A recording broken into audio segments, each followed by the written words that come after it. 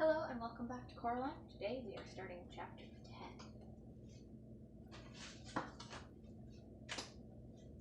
Coraline walked up the stairs outside the building to the topmost flat, where in her world, the crazy old man upstairs lived. She had gone up there once with her real mother when her mother was collecting for charity. They had stood in the open doorway waiting for the crazy old man with the big mustache to find the envelope that Coraline's mother had left. And the flat had smelled of strange foods and pipe tobacco and odd, sharp, cheesy-smelling things Coraline could not name. She had not wanted to go in any farther inside than that. "I'm an explorer," Coraline said out loud, but her words sounded muffled and dead on the misty air. She had made it out of the cellar, hadn't she? And she had. But if there was one thing that Coraline was certain of, it was that this flat would be worse. She reached the top of the house.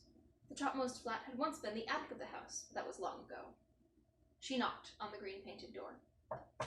It swung open, and she walked in. "We have eyes and we have noses, we have tail, we have teeth. You'll all get what you deserve this when we rise from underneath," whispered a dozen or more tiny voices in that dark flat with the roof so low where it met the walls that Coraline could almost reach up and touch it. Red eyes stared at her. Little pink feet scurried away as she came close. Darker shadows slipped through the shadows at the edges of things. It smelled much worse in here than in the real crazy old man upstairs' flat. That smelled of food.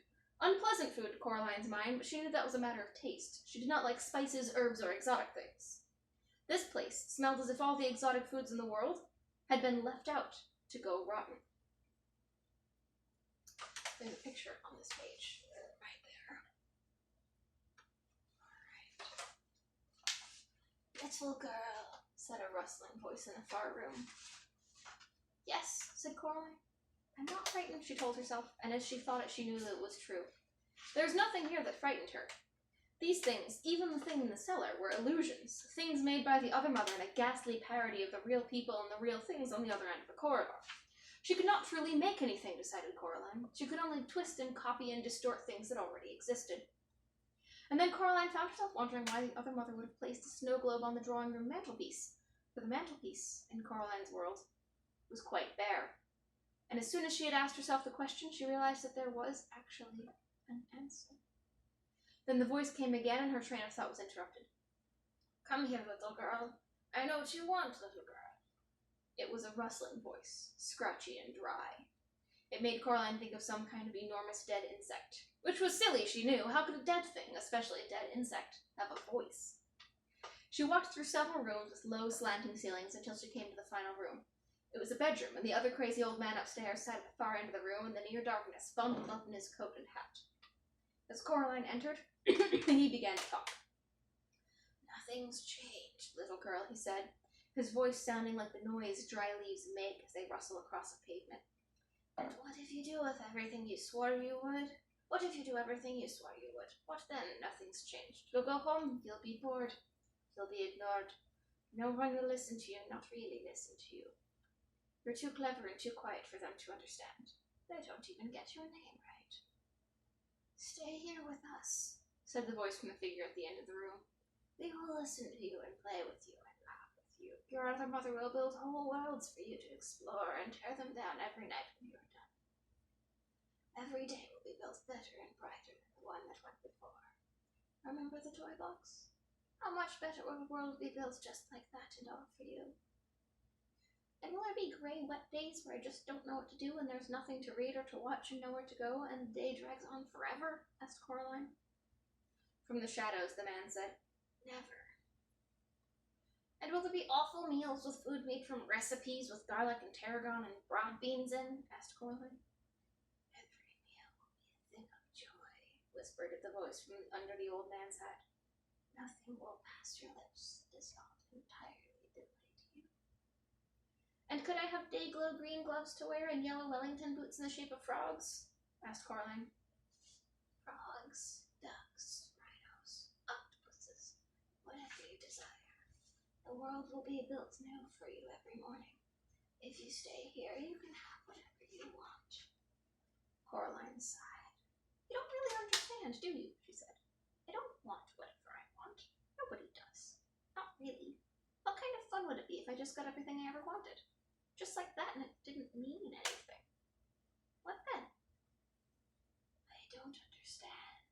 whispery voice. Of course you don't understand, she said, raising the stone with the hole in it to her eye. You're just a bad copy she made of the crazy old man upstairs. Not even that anymore, said the dead whispery voice. There was a glow coming from the raincoat of the man, at about chest height. Through the hole in the stone, the glow twinkled and shone blue-white as any star. She wished she had a stick or something to poke him with. She had no wish to get any closer to the shadowy man at the end of the room. Coraline took a step closer to the man, and he fell apart. Black rats leapt from the shells and from under the coat, and a score or more of them, red eyes shining in the dark. They chittered and they fled. The coat fluttered and fell heavily to the floor. The hat rolled into one corner of the room. Coraline reached out one hand and pulled the coat open. It was empty, although it was greasy to the touch. There was no sign of the final glass marble in it. She scanned the room, squinting through the hole in the stone, and caught sight of something that twinkled and burned like a star at floor level by the doorway. It was being carried in the forepaws of the largest black rat. As she looked, it slipped away. The other rats watched her from the corners of the room as she ran after it.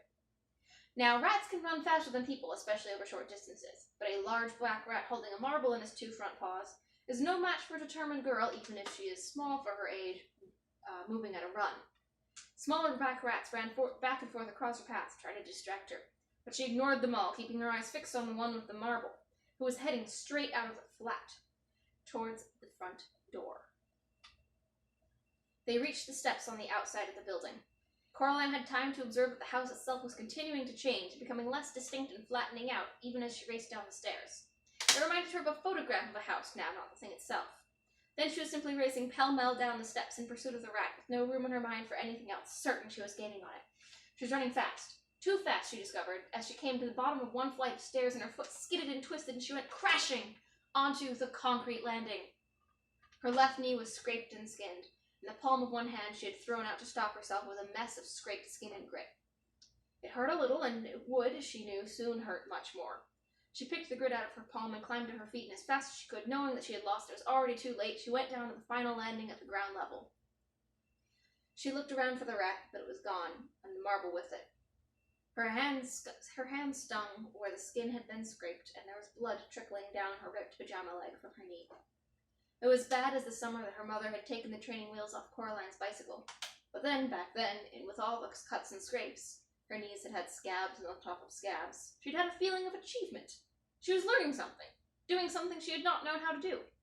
Now she felt nothing but cold loss. She had failed the ghost children.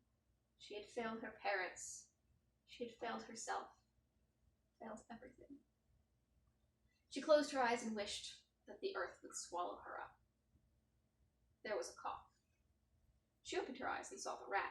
It was lying on the brick path at the bottom of the stairs, with a surprised look on its face, which was now several inches away from the rest of it. Its whiskers were stiff, its eyes were wide open, its teeth visible and yellow and sharp. A collar of wet blood glistened at its neck. Besides the decapitated rat, a smug expression on its face, was the black cat. It rested one paw on the grey glass marble. I think I once mentioned, said the cat, that I don't like rats at the best of times. It looked like you needed this one, however. I hope you don't mind my getting involved. I think, said Coraline, trying to catch her breath, I think we may have said something of the sort. The cat lifted its paw from the marble, which rolled toward Coraline. She picked it up. In her mind, a final voice whispered to her urgently. She has lied to you. She will never give you up now that she has you. She will no more give any of us up than change her nature. The hairs on the back of Coraline's neck prickled, and Coraline knew that the girl's voice told the truth. She put the marble in her dressing-gown pocket with the others. She had all 3 marbles now. All she needed to do was to find her parents. And Coraline realized with surprise that bit was easy. She knew exactly where her parents were. If she had stopped to think, she might have known where they were all along. The other mother could not create. She could only transform and twist and change. The mantelpiece in the drawing room back home was quite empty, but knowing that, she knew something else as well. The other mother, she plans to break her promise. She won't let us go, said Coraline. I wouldn't put it past her, admitted the cat. Like I said, there's no guarantee she'll play fair. And then he raised his head. Hello, did you see that? What? Look behind you, said the cat. The house had flattened out even more. It no longer looked like a photograph, more like a drawing, a crude charcoal scribble of a house drawn on gray paper. Whatever's happening, said Coraline. Thank you for helping with the rat. I suppose I'm almost there, aren't I? So you go off into the mist or wherever you go, and I hope I get to see you at home, if she lets me go home. The cat's fur was on end, and its tail was bristling like a chimney sweep's brush. What's wrong? Asked Coraline. They've gone, said the cat. They aren't there anymore. The ways in and out of this place. They just went flat. Is that bad? The cat lowered its tail, swishing it from side to side angrily. It made a low growling noise in the back of its throat. Walked in a circle until it was facing away from Coraline, then it began to walk backwards stiffly, one step at a time, until it was pushing up against Coraline's leg. She put down a hand to stroke it, and she could feel how hard its heart was beating. It was trembling, like a dead leaf in a storm. You'll be fine, said Coraline. Everything's going to be fine. I'll take you home. The cat said nothing. Come on, cat, said Coraline. She took a step back toward the steps, but the cat stayed where it was, looking miserable and oddly much smaller. If the only way out is past her, said Coraline, then that's the way we're going to go. She went back to the cat, bent down, and picked it up. The cat did not resist, it simply trembled. She supported its bottom with one hand, rested its front leg on her shoulders. The cat was heavy, but not too heavy to carry. It lifted the palm of her hand, where the blood from the scrape was welling up. Coraline walked up the stairs, one step at a time, heading back to her own flat. She was aware of the marbles clicking in her pocket, aware of the stone with a hole in it, aware of the cat pressing itself against her. She got to her front door, now just a small child's scrawl of a door, and she pushed her hand against it, half expecting that her hand would rip through it, revealing nothing but blackness and a scattering of stars. But the door swung open, and Coraline went through. Alright, that's chapter 10. We are almost to the end here. I will see you on Monday for chapter 11.